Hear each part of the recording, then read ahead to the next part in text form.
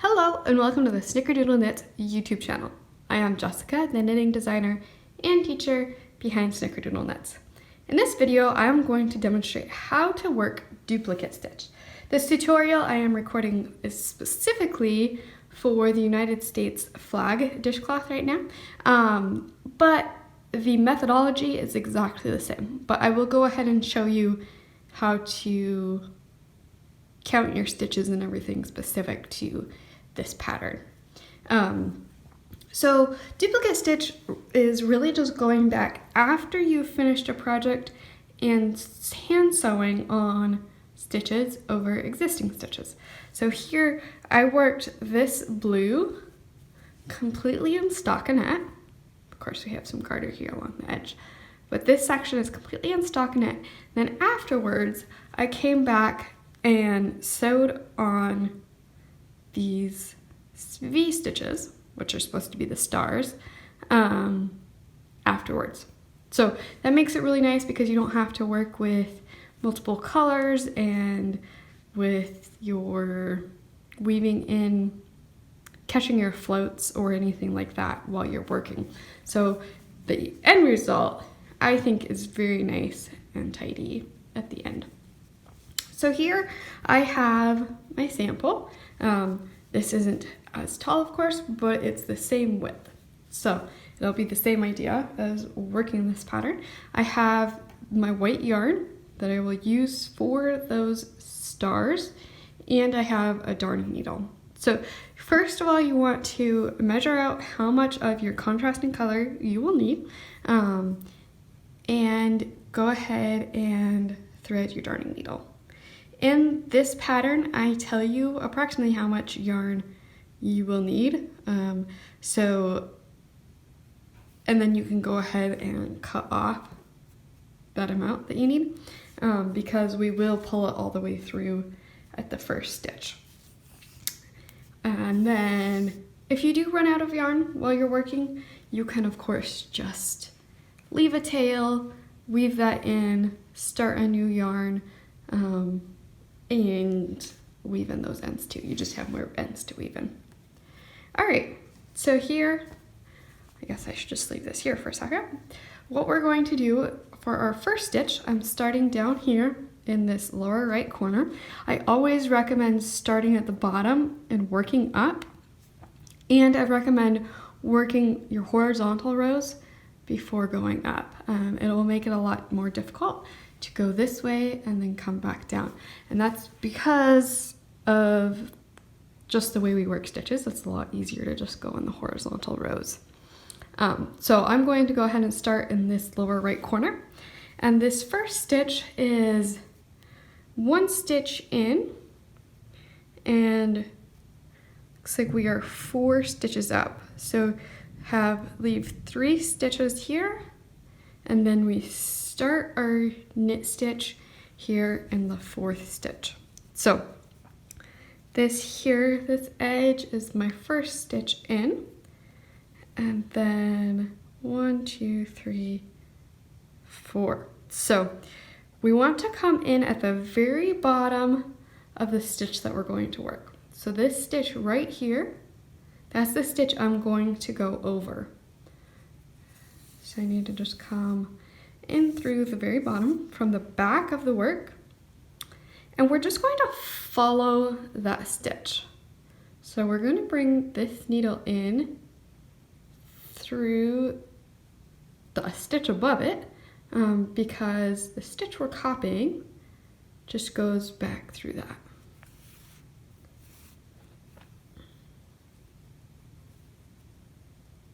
So there's one leg of our stitch, and then we just come back through this hole where we first came in, and that finishes off our stitch. And it's as simple as that. So now we're going to skip one stitch and do the next one over. So we skip this stitch and do this one here. So we come in at the base of that stitch, pull the yarn through, And I recommend keeping your yarn somewhat loose. I like to, like for this scenario specifically, sorry about that, my camera cut me off. So what I was saying is I like to go ahead and leave these stitches that I'm doing over the top a little bit looser than the fabric tension. So you can see that these V's are a little bit bigger than the V's that are in the stockinette. And I just like that because it really helps it pop. It really helps it stand out a bit more. Of course you can do it tighter and it'll just blend into the fabric a little bit more and won't stand out quite as much. But even with doing it a little bit loose, you don't want to have your floats loose. So I just don't pull it super tight, but I do keep the yarn snug. All right, and we're just gonna go ahead through this next stitch. So again, we're working this stitch.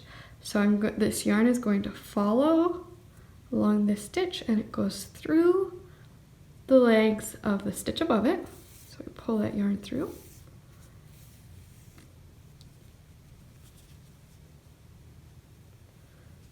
And then we just go into the bottom of that stitch again, which is kind of just like through the top of the stitch below it, just through the center of that stitch almost. And just pull the yarn through. And so we just continue to do that for the whole pattern. But I will show you when we change rows, we actually will change the direction we go in for our legs. So this one we follow the right leg first, come through from the right through the bottom of that stitch, and then we go through the bottom, crossing over the left leg. And when you work from the opposite direction, so when we come up to this second row, we're going to be starting from the left side instead of the right side. So we're actually going to do the left leg first and then the right leg.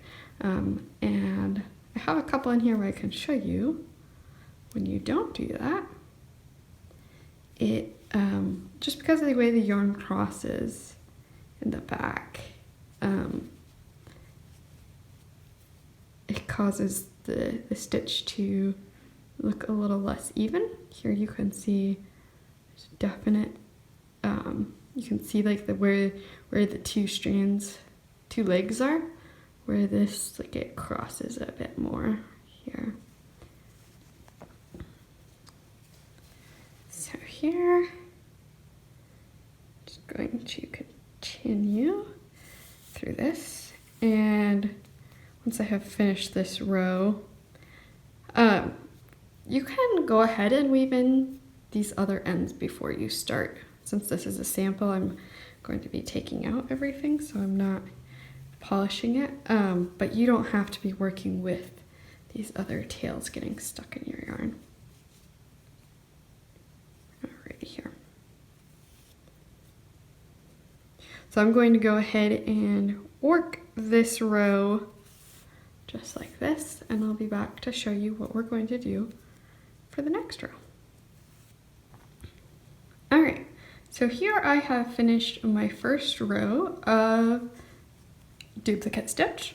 And there's 7 different stitches I've gone over. Here you see how I was talking about that problem that we can have when we do our legs in the wrong order.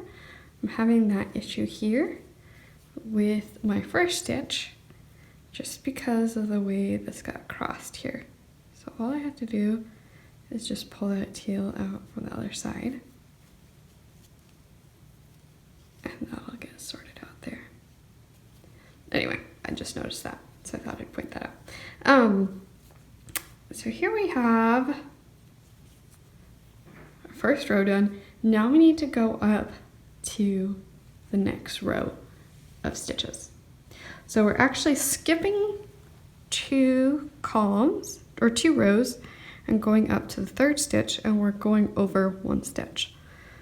And so we just continue the same methodology. So we're going to go over one stitch, up. So again, you'll have a chart to follow all of this, but we're just coming through the bottom of that stitch that we're going to work over, and just kind of pull that yarn snug without pulling it tight. You can see it just lays across the back of the fabric here. And now, instead of going through the right leg, we want to go across the left leg and into this stitch from the left. And that again is just because now we're working from left to right across this row. And then just come across that right leg.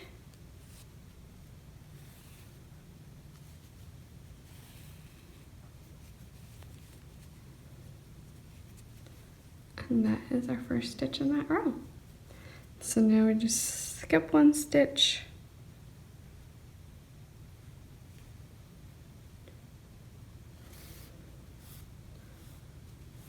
And again, we're just pulling these strands in the back snug, so they're not going to catch on anything. But it's just going to lie across flat across the back of the fabric, so you don't want it too tight or it's going to end up bunching in your fabric. So again, across the left leg here, through the stitch above, and then just going through across that right leg and through the bottom of the stitch. And we could just continue this for this whole row, skipping a stitch, coming up, so on and so forth.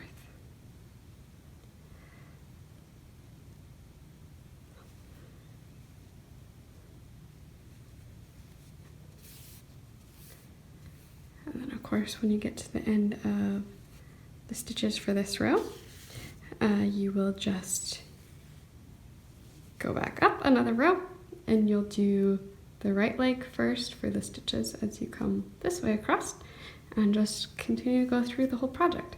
Now, something that I think is cool with duplicate stitch is that if you mess up, it's actually pretty easy to go back and undo and change. And if you change your mind about what you want something to look like, because we are only working a fraction of these stitches, it's a lot faster to go back and change. So just real quick, if you need to go through and make a change, take out some stitches or whatever, to undo your process, you're just gonna reverse everything that you did. So go back through the bottom of that stitch, but make sure you don't go through any of these strands. That will cause issues. Just go through the hole. So then that undoes that leg. Go through this stitch, and again, you do have to be careful that you don't go through any of the strands of yarn, because that will cause issues. And that undoes that, and go through the bottom. And you can just unzip any of your stitches that way for as many stitches as you need to do.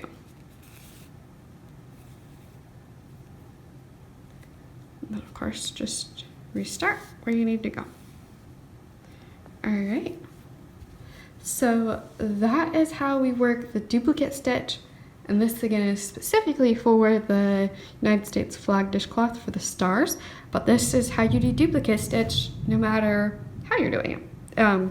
You can do your stitches right next to each other, on top of each other.